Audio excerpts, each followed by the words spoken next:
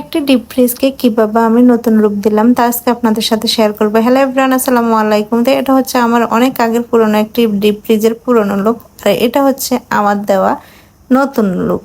কেমন হয়েছে পুরনো লুক? তো এই যে প্রথমে আমি এখানে একটু রং করে নিচ্ছি পুরো বডিতে। এখানে আমি এনামেল পেন্ট যেটা ওটাই দিয়েছিলাম এরকম একটা ব্রাশের সাহায্যে। আসলে প্রথমে ভিডিও করার চিন্তা ভাবনা ছিল না, তারপরে ভাবলাম একটু একটু করি, যদি ভালো কিছু হয় তাহলে শেয়ার করব। তা আমার এই যে কয়েকবার রং দেওয়ার পরে আমি এরকম কয়েকবার রং দিয়ে সাদা করে নিয়েছি। এখন আমি উপরে যে লেখাগুলো ছিল, আবার একটা ড্রয়িং ছিল, ওটা আমি এঁকে নিচ্ছি। আর আমার কাছে ভালোই লাগে রং তুলি দিয়ে কাজ করতে। আমি অবসর সময় এরকম টুকটাক কাজ করি।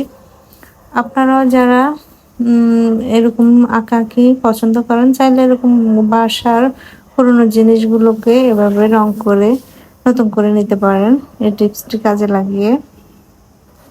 আমি এখানে যা যা লেখা ছিল একটু একটু দেখা যাচ্ছে, ওটার উপর রং করে নিয়েছি। আর এই সাইডের এই ড্রয়িংটাও আমি করে নিচ্ছি। তো সবাই কমেন্টে জানাবেন কেমন হয়েছে। আর এই রংটা হচ্ছে ফেব্রিক অ্যাক্রিলিক কালার, ওটা দিয়ে আমি এই ড্রয়িংগুলো করিয়েছি না। তারপরে একটু একটু করেছি, ভাবলাম যদি সুন্দর কিছু হয় তাহলে আমি শেয়ার করব। তারপরে এটা আমি লং ভিডিও বানিয়ে নিলাম।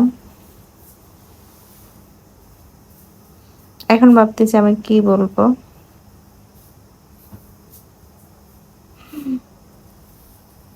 তো এই যে এভাবে আমি যেভাবে যেভাবে ছিল ওইভাবে এঁকে নিচ্ছি। আসলে আমার অবসর সময়গুলো আমি এভাবে কাটাই, ভালো লাগে আমার কাছে রং তুলি দিয়ে কোনো কিছু করতে। আরো অনেক কিছুতে আমি এভাবে রং করে নতুন করে নিয়েছি, আস্তে আস্তে আমি শেয়ার করব। আসলে এডিট করা সহজে লাগে, কিন্তু ভয়েস দেওয়াটা আমার কাছে সবচাইতে কঠিন মনে হয়। ওই কঠিন কাজটা করার ভয়ে আমি আসলে অনেক ভিডিওই করা আছে, তারপরে দেওয়া হচ্ছে না।